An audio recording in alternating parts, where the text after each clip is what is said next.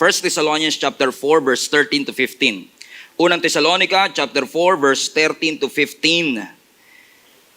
Sabi po ng scripture, "And now, dear brothers and sisters, we want you to know what will happen to the believers who have died, so you will not grieve like people who have no hope. For since we believe that Jesus died and was raised to life again, we also believe that when Jesus returns," everybody say, Jesus is coming back. When Jesus returns, God will bring back with Him the believers who have died. Ibig sabihin, sa muling pagbabalik ng ating Panginoong Yesus, lahat ng taong kumilala sa Kanyang namatay na ay muling bubuhayin ng ating Panginoong Yesus upang makasama siya. Verse 15, "And we tell you this directly from the Lord, we who are still living." Paano naman tayo kung sakaling datnan po tayo ng muling pagbabalik ng Panginoon at hindi pa tayo patay? Ano mangyayari sa atin? Ang sabi ng scripture, "We who are still living, when the Lord's return, will not meet Him ahead of those who have died." Meaning, mas mauuna yung mga namatay nang nauna sa atin na makakasama ang ating Panginoong Yesus. Let me explain that later on. Ang ating po pag-uusapan ngayon ay pinamagatan ko pong escape or endure. Escape or endure. Everybody say escape. Everybody say endure. Tingnan nyo nga po ang inyong katabi, tanungin mo siya, ilang taong ka na? O diba, sinikreto niya. Hindi niya masabi kung ilang taon na siya. Pero kung ikaw man po ay 5 years old, 50 years old, 65 years old, 70, 80, wala naman sigurong 90 years old kung meron man, it is very clear to all of us that life is so short. Sabi nga po ng Moffats chapter 3 verse 16, if life is so short, life is short. Amen? Ang buhay natin ay precious, mahalaga ang bawat segundo, bawat minuto, at bawat oras. Pero kahit gaano kahalaga ang buhay, alam nating maiksi lang ang buhay. You are not just aging, you are dying. Every second na ikaw ay tumatanda, hindi ka lang basta tumatanda, palapit tayo ng palapit sa ating kamatayan. Kaya kapag tayo ay nagbe-birthday, nagpapahanda ka pa ng cake, merong pampalabok at spaghetti, yes, sineselebrate natin na na-achieve natin yung panibagong taon, but in reality, we are one day closer to our death. Ibig sabihin, itinakda ng Diyos at ng tadhana na bawat isa sa atin, kung hindi pa babalik ang ating Panginoong Yesus, tayo ay mamamatay. Pero ang magandang balita, kahit ang kamatayan ay napaka-tragic at masalimuot, wala naman sigurong nagnanais na siya ay mamatay na ngayon, right? Okay, good. Nagkakasundo tayo. Amen? But ang kamatayan is considered to be one of the most tragic thing that could ever happen to a person. Kumbaga, kung mapapapili ka lang, ayaw mo naman eh. Kung maayos naman ang lahat. Maaari sinasabi mo, Pastor, ako gusto ko na pong tapusin ang aking buhay. In reality, mga kapatid, if you think deeper, hindi ko minamalit ang yung sitwasyon, pero most of the time, hindi naman talaga yung buhay mo ang gusto mong tapusin, kundi yung mga problemang pinagdadaanan mo ang gusto mong tapusin. Correct? Mga kapatid, so ibig sabihin, we want our lives to be longer than it is. Kaya siguro nagpapacheck up ka kapag may nararamdaman ka, kasi in essence, takot ka ring mamatay. The mother of all fear is the fear of death. Maraming tao ang takot mamatay. Pero, sa lahat ng tao na merong pananampalataya sa ating Panginoong Yesus, makinig ho kayo mabuti, para sa mga Christians and believer of Jesus Christ, ang kamatayan ay hindi destinasyon. Ang kamatayan ay isang event lamang sa ating buhay. Meaning, when you die, kung Christian ka, when you die, you are not really dead. Lumilipat lang yung iyong kaluluwa ng panibagong tahanan kasi lilisaanin natin ang ating katawang nabubulok o posibleng bulok na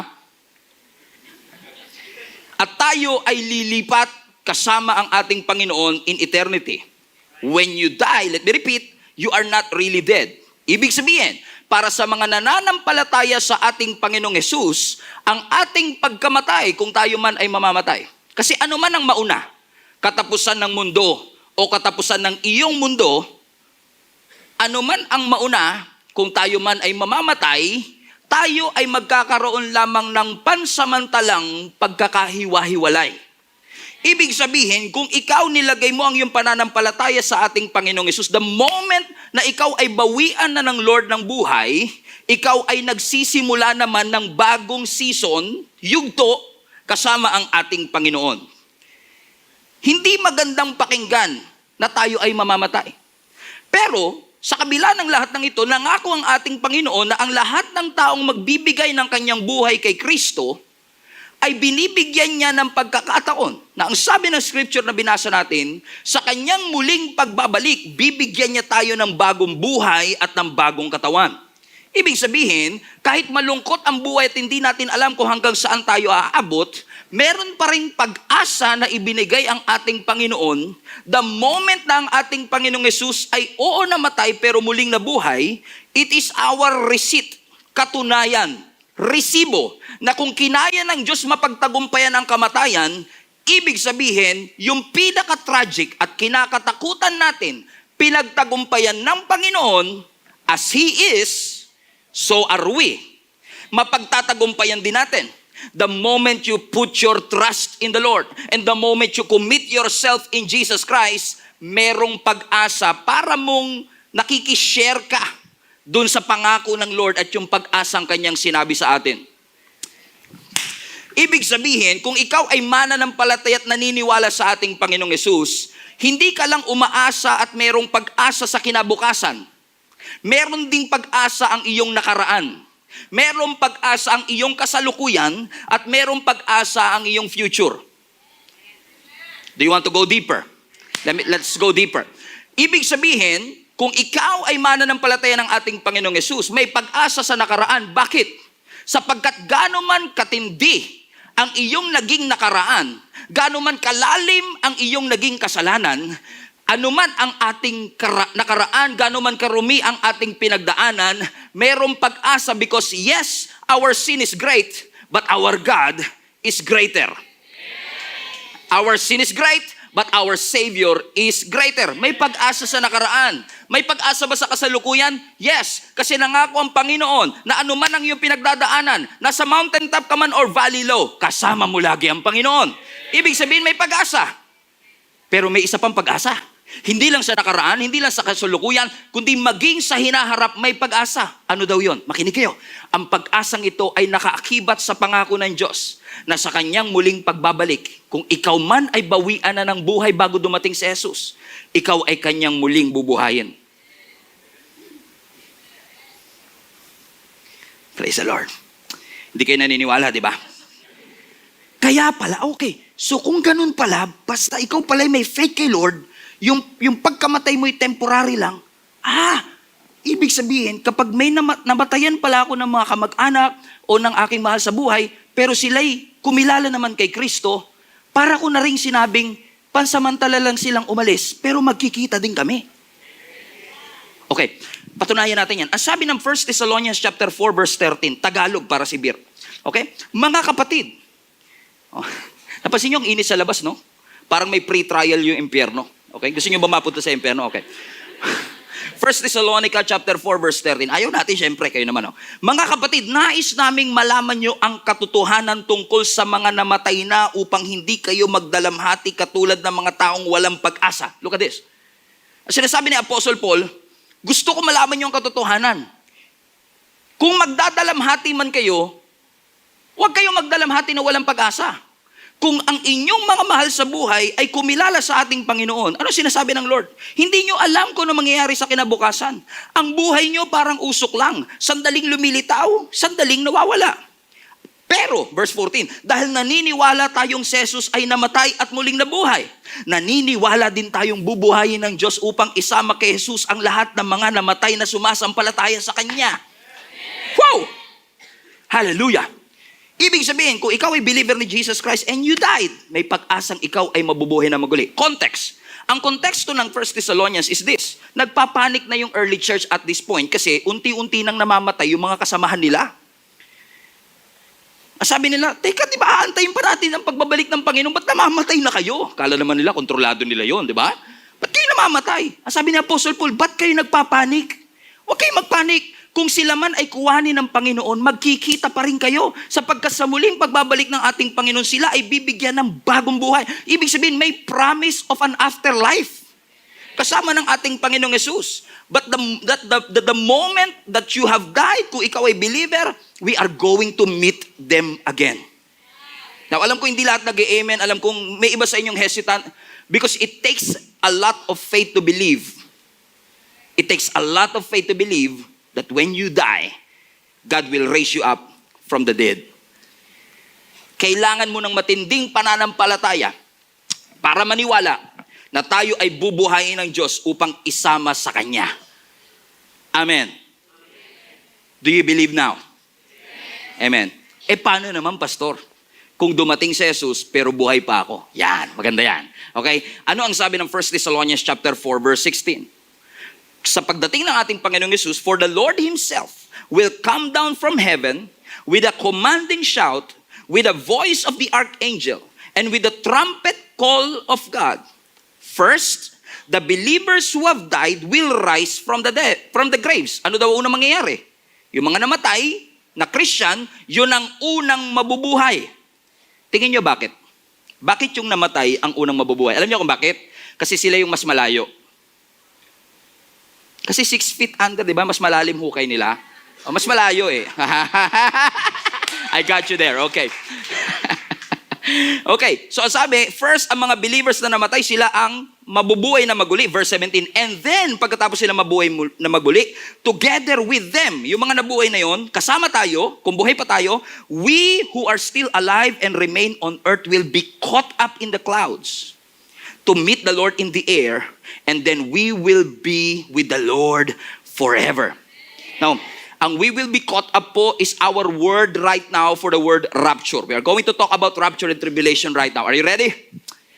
Wala. Na-rapture na rin yung amen nyo. Amen. Praise God. We are going to talk about rapture now.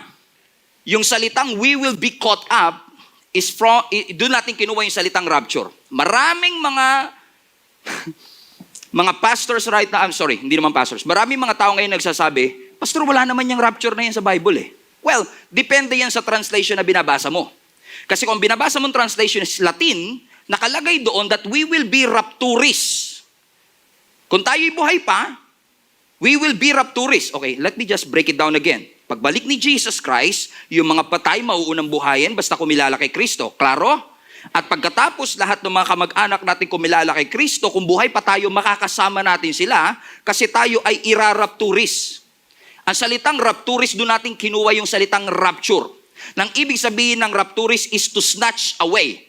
Parang yung wallet mo, in-snatch, hindi mo na malayan, uy, wala na bigla. Yun yung ibig sabihin ng rapturis. Sa isang kisap mata, in the twinkling of an eye, in a moment, we will be caught up in heaven. We will be rapturis at bigla na lang tayo maglalaho dito sa mundong ito. There you go. That's your word for rapture. Now, ang tanong, ba't kami maniniwala sa rapture na yan, Pastor? Meron bang biblical proof na totoong nagkaroon ng rapture before? Yes. Kilala niyo si Enoch. Si Enoch, hindi siya namatay. Bigla na lang siya dinagit ng Panginoon. Hanggang ngayon, buhay pa siya. Si Elijah sa Bible. Ang sabi ng scripture, bigla na lang siya dinagit sa harapan ni Elisha mismo. Sa pamamagitan ng isang karwahe, bigla siyang, he was, in essence, rapturis. He was caught up. And Elijah is still alive right now. In a moment, in a twinkling of an eye, sa isang kisap mata, wala na yung wallet mo. Na-snatch na. Ganun din, eksakto ang gagawin ng Panginoon. Sa kanyang muling pagbabalik, ang lahat ng buhay pa na mananampalataya ng ating Panginoon, genuine na nananampalataya sa Diyos, will be, ano daw? Will be caught up with Him. Kukuhanin tayo ng ating Panginoon, and we will be with our loved ones na nauna sa atin. So, ibig sabihin, pagdating ng rapture, magkakaroon ng grand reunion ang lahat ng mga mananampalataya ng ating Panginoon. Pwede niyo po ba sabihin sa katabi mo, see you in the clouds? See you in the clouds. Kasi magkikita-kita tayo doon. Mauna ka man sa akin ngayon o ako mauna sa iyo. Pagdating ng pagbalik ng ating Panginoong Hesus, we will see each other in the clouds. But wait, ang catch, it can happen anytime. Actually, it could happen now. Tignan mo yung katabi mo, kinuha na, tulog na. Kinuha na, nahugot na. Amen. Can you imagine habang nagsiservice tayo in the rapture? Adyo kaninang umaga habang nagsiservice kami, bigla may tumunog na kala ko rapture na kinabahan kami. Uy! Bigla na lang may nawawala eh. Why? Because the rapture is one of the most important aspect of eschatology, the study of the last. Bakit mga kapatid? Sapagkat the rapture will be one of the most glorious thing that will ever happen in all of human history. Glorious. Sobrang ganda. Alam ko, marami na kayo napanood tungkol sa rapture. Yung Left Behind, for example, na kapag ni-rapture ka, parang dahan-dahan kayong pumapanik. Hindi po ganun ang sinasabi ng Bible eh. Na dahan-dahan, uy, kasama ka rin pala. Uy, kasama ka rin pala. Uy, bagal mo nga. Bigat mo kasi, kaya ang bagal. Di ba? Hindi ganoon mga kapatid. Sabi, in the twinkling of an eye, bigla ka nalang magugulat, wala ka ng katabi. And how many genuine Christians do we have right now in our world, in earth? Probably 500 million, 1 billion genuine Christians on earth. And all of a sudden, out of nowhere, bigla na mawawala yung 1 billion Christians all over the world. The economy will crash. Ang mga sasakyan magbabanggaan. Ang mga negosyo bigla mawawala ng tao. Ang mga LRT mababangga kasi yung driver Christian.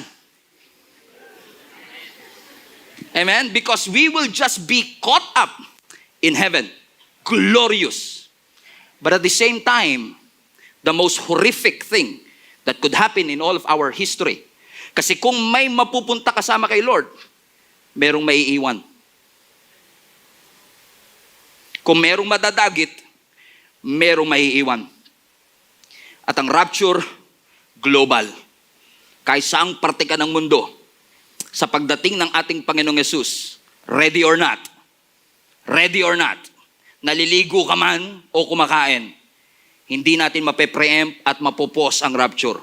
It's going to be glorious, it's going to be global. Question, gusto niyo po bang makasama? Tanungin niyo ang katabi mo, gusto mo makasama? O yung pagtulog mo, iiwan ka dyan, tamo. Tiro lang ha. Bakit? Bakit importanteng tinuturo ko ito sa inyo? Sapagkat, ang sabi ng scripture, lahat ng maiiwan at hindi na rapture, in essence, will experience what we call the Great Tribulation. Everybody say Great Tribulation. Alam kong ang buhay natin ngayon parang tribulation na kagad. And yes, our life is difficult, but your life doesn't have to be miserable because God is with you. And yes, we experience tribulation because Jesus already told us, in this world, you will experience tribulation, but take heart, for I have overcome the world. So may tribulation na, pero what I'm talking about is not just an ordinary tribulation or suffering, but actually the great tribulation that is about to come. Let me explain. Ang Great Tribulation ang isa sa pinakamalagim na pangyayaring mangyayari sa ating history.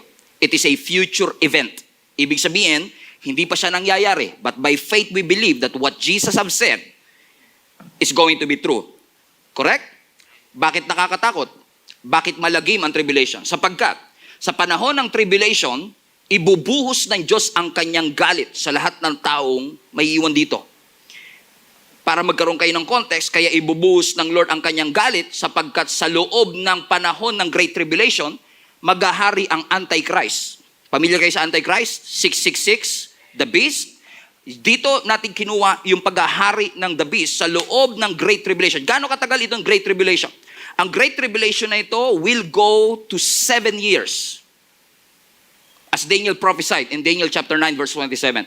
Ibig sabihin, kapag tayo ay, in essence, kapag dumating ang Great Tribulation, for 7 years, we have to endure itong kalagim-lagim na pangyayaring pwedeng mangyari sa atin.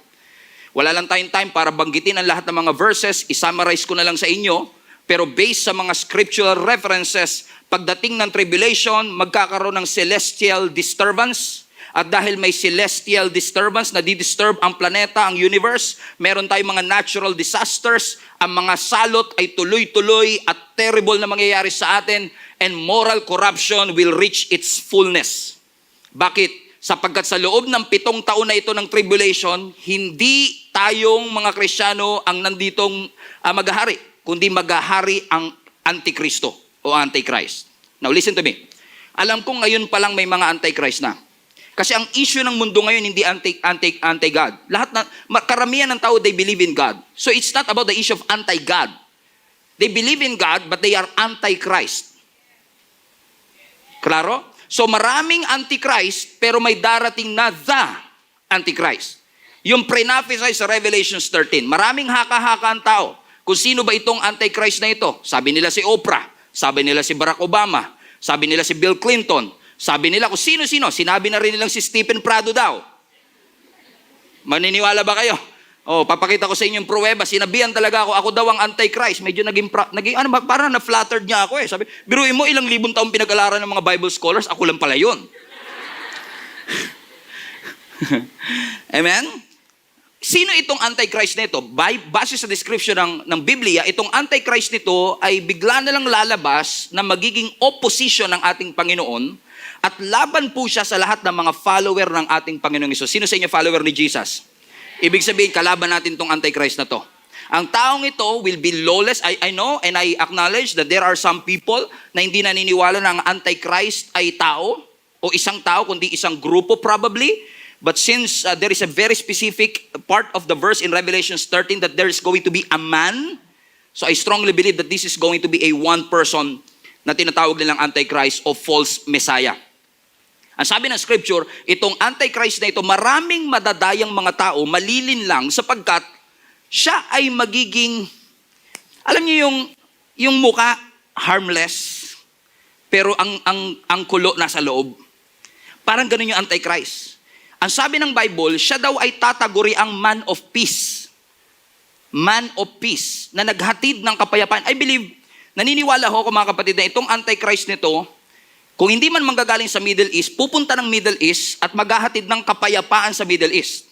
At dahil siya ang naghahatid ng, nagulat tayo, for the first time in history, nagkasundo-sundo ang Middle East, magugulat tayo, wow, that's a man of peace. Pero hindi natin alam, by prophecy, this man of peace is actually the Antichrist. Kaya maraming malilin lang kasi ang bait niya, naghahatid siya ng kapayapaan. If you want reference, you can go to Revelation 13. Kinukwento ko na lang po sa inyo para mas mabilis na. Because ang taong ito ay walang objective ng kapayapaan talaga. Kundi ang kanyang objective is world domination. Gusto niyang pamahalaan ang buong mundo. And based on prophecy in Daniel chapter 9, sa first 3.5 years ng 7 years, ano kalahati ng 7 years? 3.5, very good. Galing nyo sa mata. Praise God. Kinilabutan ako eh. Okay. So, sabi ng Bible, sa first 3.5, mukha siyang mabait. Pero sa last 3.5, lalabas ang kanyang tunay na kulay. At kanyang kakausapin ang buong mundo. At sasabihin niyang, sambahin niyo ako. And to pledge your loyalty dito sa beast o sa Antichrist, kailangan mong matatakan. Ang tatak, 666. Saan itatatak? Sa kanang kamay o sa noo. Hindi natin inimbento yan. Nasa Bible yan. Ang sabi ng Pahayag, chapter 3. Okay? Pahayag, chapter 13 rather. Pahayag 13. Sa pilitang pinatatakan ng ikalawang halimaw ang lahat ng tao sa kanilang kanang kamay at sa kanilang noo. Sila man ay dakila, sila man ay hamak, mayaman o mahirap, alipin o malaya. At dahil wala kang tatak, walang maaaring magtinda o bumili, malibang sila'y may tatak ng pangalan ng halimaw o the beast o Antichrist o bilang ng katumbas ng pangalan niyon. Kailangan dito ng karunungan. Maaring malaman ng sino mang matalino ang kahulugan ng bilang ng halimaw sapagkat ito'y bilang ng isang tao. Kaya ako naniniwala isang tao siya eh. Okay? At ang last na sabi doon, ang bilang niya ay 600 at 66. Klaro mga kapatid? So ibig sabihin, sa span ng Great Tribulation, kung titignan nyo ang Daniel chapter 9, punta nga tayo sa Daniel 9:27 please. Tignan nyo, ang sabi ng scripture, that leader, yung Antichrist. So tignan nyo yung correlation ng Old and New Testament. Tugma sila eh. So talagang, imagine niyo magkakaibang author yan na kinasiya ng ating Panginoon. So I believe the word of God is perfect. Amen. So that leader, yung Antichrist then, will make a firm an agreement with many people for 7 years. He will stop the offerings and sacrifices sa Israel after 3.5 years. So ibig sabihin, sa kalagitnaan ng 7 years, biglang magbabago ang kanyang kulay. Sa una, sinusuportahan niya pa. Sige, mag-sacrifice kayo, pero after 3.5 years, itigil nyo na yan. So ngayon, ang sinasabi ng Antichrist, sambahin nyo ako at sa pledge of your loyalty, kailangan nyo magpatatak. Kasi pag hindi kayo nagpatatak, hindi kayo makakabili. Hindi kayo makakapagtinda. Hindi kayo makakapagpagupit. Amen? Saan daw tinatatak? Sa kamay at sa noo. Kaya ako naniniwala mga kapatid, ang vaccine ay hindi mark of the beast. Kasi kung titignan nyo ang description ng mark of the beast, obvious siya. Sa unang tingin, alam mo may tatak siya. Kung vaccinated ka nga, tinatanong ka pa, di ba, vaccination card mo. Hindi nga alam di ba? Hindi obvious. So tingin niyo ba, tatanungin pa, asan yung tatak? Alam niyo yung ibig ko sabihin mga kapatid? So pero naniniwala ako na itong vaccination na ito, worldwide vaccination, is a preparation already for what is about to come. That the beginning of the end is already here. That if our world leaders can convince us na, oy, magpa-vaccine kayong lahat, I believe this is already a mind conditioning para sa atin, para sa pagbabalik ng Mark of the Beast, o sa pagdating ng Mark of the Beast. Pwede niya sabihin sa atin, magpatata kayo, kung hindi kayo makakabili. Hindi kayo makakapag-enroll. Kalagim-lagim, nakakatakot. Amen. Ang tanong, sino ba ang Antichrist na ito? So, kagabi, naglista ako ng mga pangalan. Joke. Sino ngayon ang Antichrist na ito? Well, let me just say this to you. Mahalagang alam natin kung sino ang Antichrist. Pero mas mahalagang kilala mo yung tunay na Christ. Kasi ang problema natin, buti pa yung Antichrist pinag-aaralan natin kung sino.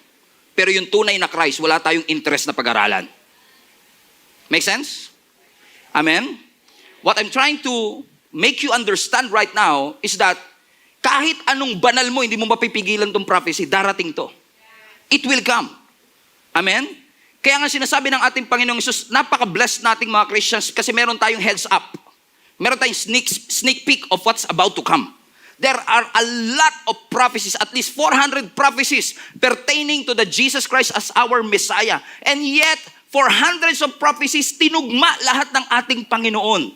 And yet, alam natin sa mga susunod, marami pang prophecy ang tutuparin at ifulfill ng ating Panginoon.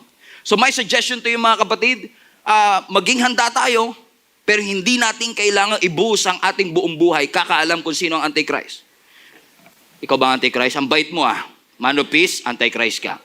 No, I believe that we have to pursue. Baka kakaantay natin ang Antichrist. Pagdating ng Antichrist, ikaw pa una mag-pledge ng allegiance sa kanya. Grabe ka, ang tantindi mo di ba? Instead, focus your eyes on Jesus Christ, the author and the finisher of our faith. So, did I convince you mga kapatid na malagim ang tribulation? Amen? Di ba nalungkot ka agad kayo? Di ba? Parang, ano ba naman itong pinasok ko dito? In-invite ako dito, papalungkutin lang naman pala ako. No. Kaya ko ito sinasabi because sometimes hindi natin ma-appreciate ang solution kung hindi natin alam kung gaano katindi ang problem. Okay, let me just say this to you. When God says that there is a blessed hope sa kanyang muling pagbabalik, God meant it. Nung sinasabi ni Apostle Paul na merong blessed hope, He meant it. Bakit? Kasi ang sinasabi ng ating Panginoong Hesus, oo, hindi natin alam kung kailan siya darating, oo, hindi natin alam kung sino ang Antichrist. Pero hanggat nag-aantay pa kayo, mag-antay kayo, ayusin ninyo ang inyong buhay para sa kanyang muling pagbabalik, tayo ay makakasama niya. Naunawaan niyo mga kapatid.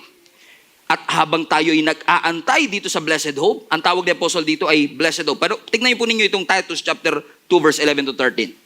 Ang sabi ng Titus 2, for the grace of God has appeared that offers salvation to all people. So sino tong salvation daw na ito? O sino tong grace na ito na nag-appear? So grace is a person. So this grace appear that offers salvation to the people. Sino to? Si Jesus. And this grace, verse 12, it teaches us to say no to ungodliness and worldly passions, to live self-controlled, upright, godly lives in this present age. Tingnan nyo, yung grace of God ang mag-i-enable sa atin to live upright. Listen to me, you cannot change on your own. You need God's grace. Because God's grace will enable you to go and sin no more. Amen? And sabi ng scripture sa verse 13, and while we wait, balikan natin verse 12 ulit para mas klaro lang. Verse 12. Tingnan nyo, yung grace na ito will teach us to say no sa ungodliness, worldly passion, mamuhay ng self-control, mamuhay ng upright, mamuhay na godly sa ating kapanahunan. Bakit? Habang, next verse, while we wait for the blessed hope. Ano yung blessed hope? The appearing, yung muling pagbabalik ng ating Panginoong Hesus. So, ibig sabihin, gano'n man ka-miserable ang ating buhay today, there is an assurance that when Jesus comes back, kung ang iyong pananampalataya ay binigay mo sa ating Panginoon, hindi takot at lagim ang nag-aantay sa iyo, kundi pag-asa na dala ng ating Panginoon. Now, I know that many people, when we study rapture, it creates fear. And I apologize on behalf of the body of Christ if we are teaching the rapture as a scare tactics para takutin ang church. Na kung hindi mo to gagawin, maiiwan ka. Gawin mo to, kundi maiiwan ka without proper context. But I believe with all my heart, listen to me, na yung rapture na kinakatakutan natin, what if I tell you that the rapture that you are afraid of is actually your blessed hope? Nakangiti na kayo bigla. Praise the Lord.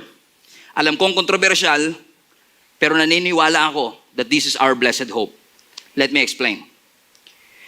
Naniniwala ho ba kayo na ang rapture at ang second coming ay magkaiba o pareho? Maaaring iba sa inyo, hindi nyo nga alam yung salitang rapture, ngayon nyo lang siya naintindihan. Pero naniniwala ba, for those Christians, do you believe that the rapture and second coming is the same event? Maraming tao na naniniwala na parehong event ito, pero ako po'y personal na naniniwala na ang rapture at ang second coming ay magkaibang event. Bakit? Sa rapture, we will go up. Sa second coming, Jesus will come down. Sa rapture, Jesus will come for His church. Sa second coming, Jesus will go back with the church. Kasama tayo. Klaro mga kapatid? So magkaiba ang rapture at magkaiba ang second coming. Now alam ko, maaaring iba-iba ang ating paniniwala kasi iba-iba rin yung ating paniniwala patungkol sa timeline nito. Gusto ko na kagad mag-disclaimer. Magkaiba man tayo ng paniniwala patungkol sa timeline ng rapture. Ang importante, pare-pareho ba tayo naniniwala sa rapture? Pare-pareho ba tayo naniniwala sa second coming? Pare-pareho ba tayo naniniwala na ang Diyos natin ay muling babalik? O doon na lang muna tayo mag-focus. Kasi nag-aaway-aaway tayo. Wala namang kaaway, ako lang din. Amen? Kasi kung titignan mo ang Bible, wala ni isang single verse na nagkakaroon ng definite time na sasabihin ng Panginoon, ito ang eksaktong araw kung kailan mangyayari ang rapture. But it doesn't mean na walang clear position ng Biblia dito. So let me discuss mga kapatid before I close, yung dalawang views about the tribulation. Okay? Kailan ba tayo mararapture? Kailan ba tayo irarapturis at isasama ng ating Panginoon sa Kanya? Dalawa ang konsepto ng mananampalataya nowadays, yung tinatawag nating pre-tribulation. Ibig sabihin ng pre-tribulation, bago dumating yung tribulation, kukunin na tayong lahat ng Panginoon. Lahat ng genuine Christian, kukunin ng Panginoon at hindi tayo dadaan dun sa 7 years na Antichrist. Good news. Okay? Pero merong mga naniniwala na post-tribulation. Ibig sabihin, lahat ng tao dadaan sa 7 years na tribulation kasama ang Antichrist. At pagkatapos ng 7 years, tayong lahat ay mararapture. And the same day, babalik ang ating Panginoong Yesus. At maghahari sa kanyang millennial reign for 1,000 years. Let me unpack this. Ang pre-tribulation, exempted ka sa tribulation. Ulitin ko, yung pre, ibig sabihin, kinuha ka. Bago tribulation, exempted ka. Gusto niyo yun? Yes. Pero may isa pa, yung post-tribulation naman, hindi ka exempted. Pero ipe-preserve ka ng Panginoon. Titiisin natin, hindi tayo magpapatatak, mamumuhay tayo at magpe-pledge tayo ng allegiance sa ating Panginoon hanggang sa 7 years na ito. So may some people will live and some people will grieve. That's why I entitled this message, Escape or Endure. Ano nga ba ang tama? Tayo ba ay itatakas ng Panginoon o tayo ay magi-endure ng 7-year tribulation? What do you think? Let the Bible speak for itself. So gumawa ako ng timeline para mas maunawaan ninyo. I will show this on the screen. Okay? Dalawa ang view ng tribulation. Ito yung unang timeline ipapakita ko sa inyo is the pre-tribulation. Bakit siya pre? Kasi bago yung 7-year tribulation, na-rapture ka. Klaro, mga kapatid? Is this making sense? So, this is the present time. Ito po yung panahon natin ngayon. Minawala na kagad. Yun na. Na-rapture na. Biro lang. Okay? Because it can happen anytime. Even as I speak, pwedeng mangyari ito. So, sa present age, ang sabi na scripture, sa kanyang muling pagbabalik, at just the right time, we will be caught up in heaven, at tayo ay mararapture. So, ibig sabihin, yung mga genuine Christians aakyat ng langit, yung mga hindi genuine, at nag-refuse, at nag-renounce, at ayaw tanggapin si Jesus, they will endure the 7-year tribulation. Gusto nyo yun? Ayaw natin. Kasi may mga pamilya tayong hindi pa Christian. Nandito tayo, pero sila nandito. At pagkatapos ng 7-year tribulation, we believe, amen, that Jesus will come back again, but this time, dahil nasa taas tayo, we will be coming back with Him. Pabalik. And then after that, magre-reign ang ating Panginoon dito in this new earth for 1,000 years, the millennial reign. And then after that, the final judgment. Remember last Sunday? The great white throne, huhusgahan ang lahat ng taong walang pananampalataya sa Panginoon at sila itatapon sa impyerno. And after that, the eternity will come. Okay? The second view is what they call the post-tribulation. Ano ang post-tribulation? Sa post-tribulation, walang rapture sa unahan. Bigla na lang tayong daranas lahat ng 7-year tribulation at pagkatapos dito, tayo ay mararapture halfway. Halfway lang. At si Jesus Christ sasalubungin tayo ang welcoming party. Pabalik sa earth, millennial reign 1,000 years, and then the final judgment and eternity. Ito lang ang difference ng dalawang view. Actually, meron pang third view, yung mid-tribulation, na sa gitna ng 7 years, doon tayo mararapture. Amen? So ngayon, ang tanong, ano sa tingin mo, Pastor, ang mangyayari? Pre-tribulation or post? Gusto natin ng pre, no? Gusto niyo sabihin ko, pre, di ba? Gusto niyo, rapture muna bago tribulation, di ba? Sige, Pastor, say it. Pero bago natin sabihin kung ano yung pre, pag i-differentiate muna natin, ano ang arguments ng post-tribulation? Ba't nila nasabi na hindi na tayo dadaan doon sa rapture at lahat tayo dadaan?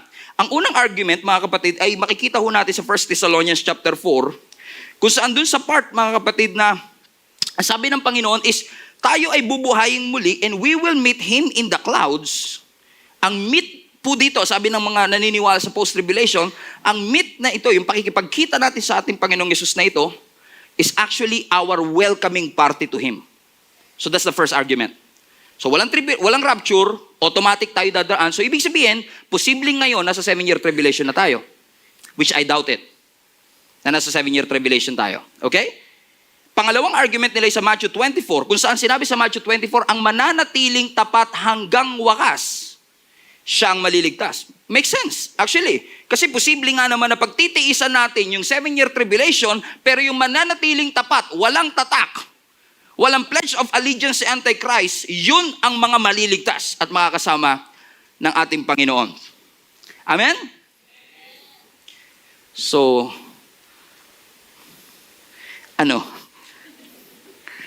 ginulo mo lang isip namin, Pastor. Tahimik na kami kanina, ginulo mo pa.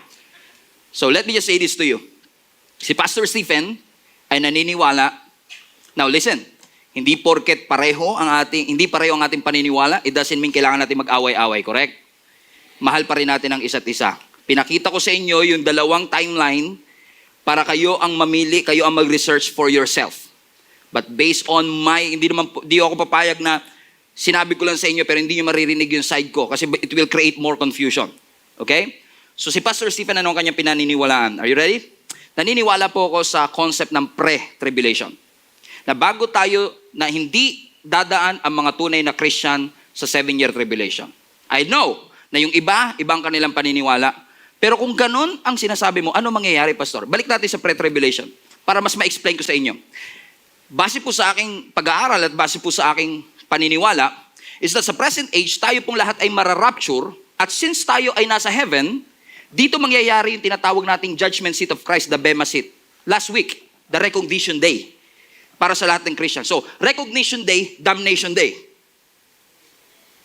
Amen? May recognition ng lahat ng mga kumilala sa ating Panginoon, reward and crown ng lahat ng nagtapat sa ating Panginoon, refer to the last message last Sunday.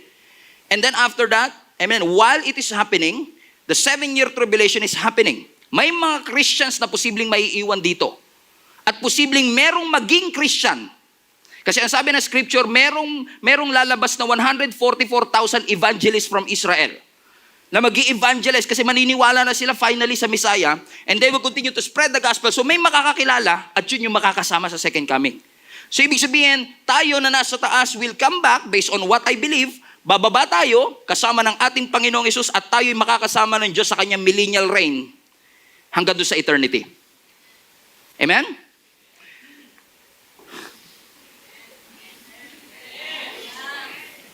Sana naintindihan. Parang teacher na teacher ako ngayon, di ba? Ibang-iba yung aura natin ngayon, di ba? Parang teacher na teacher. So, can you defend that, Pastor? Okay.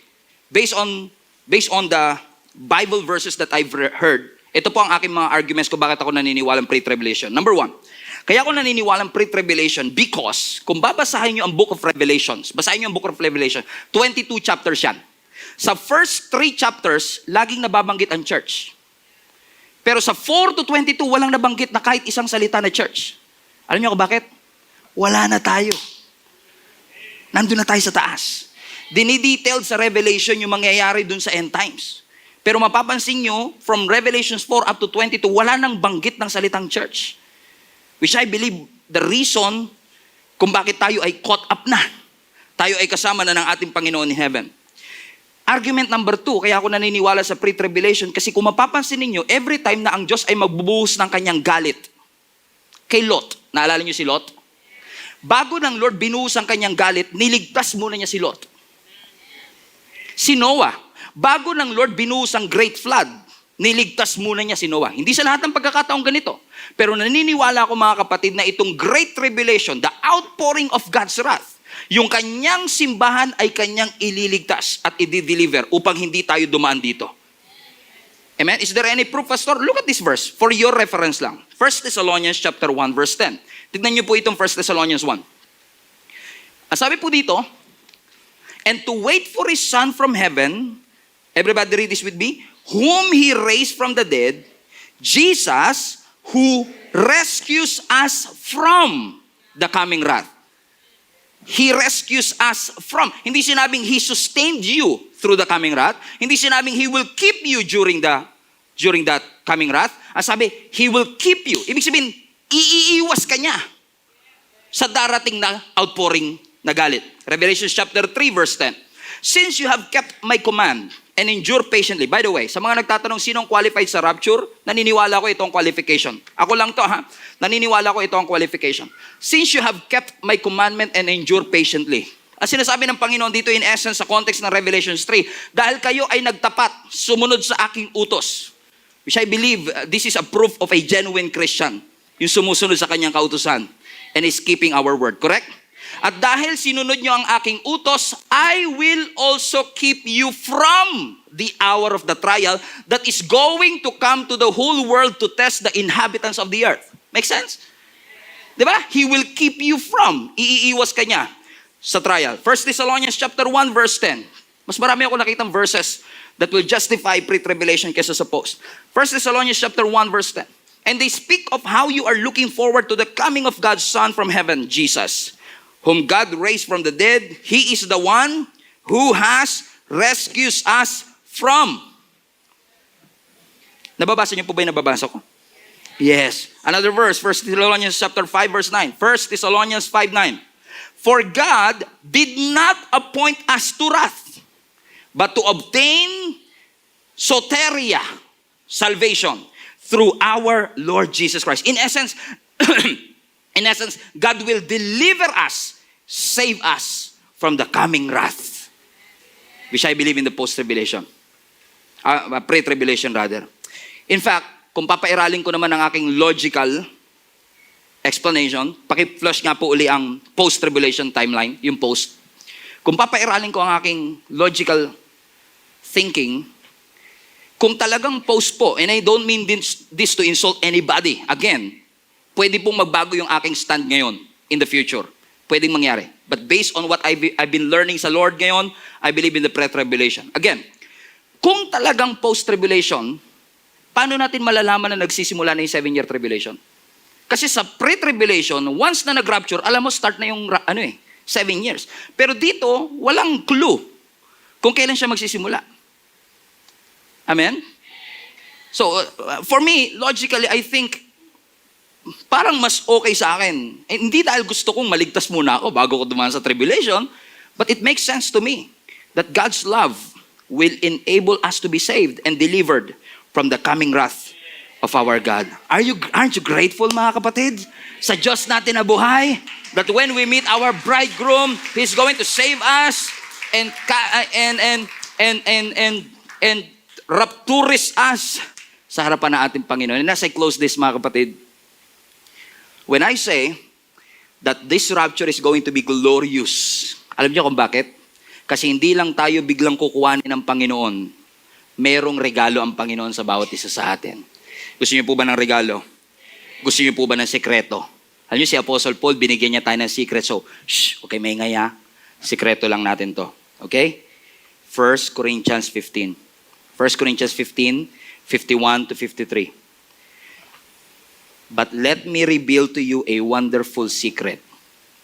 We will not all die, but we will all be transformed. Now, listen. Verse 52. It will happen in a moment, in a blink of an eye, when the last trumpet is blown. For when the trumpet sounds, those who have died will be raised to live forever. And we, kung buhay pa tayo, kung ngayon yan darating, who are living, will be transformed. Ano yung transformation na yun? Verse 53. For our dying bodies must be transformed into bodies that will never die. Our mortal bodies must be transformed into immortal bodies. Now listen, sa rapture, instant tayong kukuhanin, pero hindi lang tayo basta kukuhanin.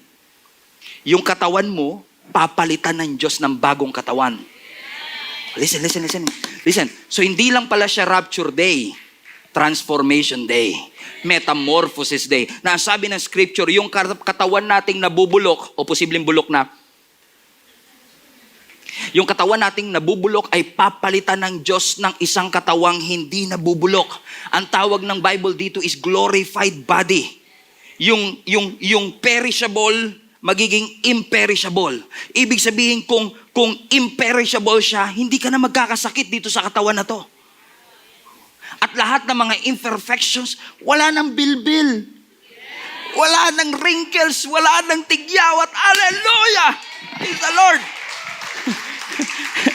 Ibig sabihin, sa rapture, hindi lang pala grand reunion yun. Transformation day. Sabi mo sa katabi mo, titigan mo na ako. Kasi sa glorified body ko, hindi mo na ako makikilala. Hallelujah. Amen. Kasi babaguhin na ng ating Panginoon ang ating mga katawan. Listen to me. Yung katawan natin ngayon na subject sa decay, subject sa sickness, subject sa limitation, subject sa lahat, yung bagong katawang ibibigay ng Panginoon sa iyo will not be subjected to disease, will not be subjected to decay, hindi na nabubulok, hindi na namamatay. Hindi na namamatay. Because death, where is your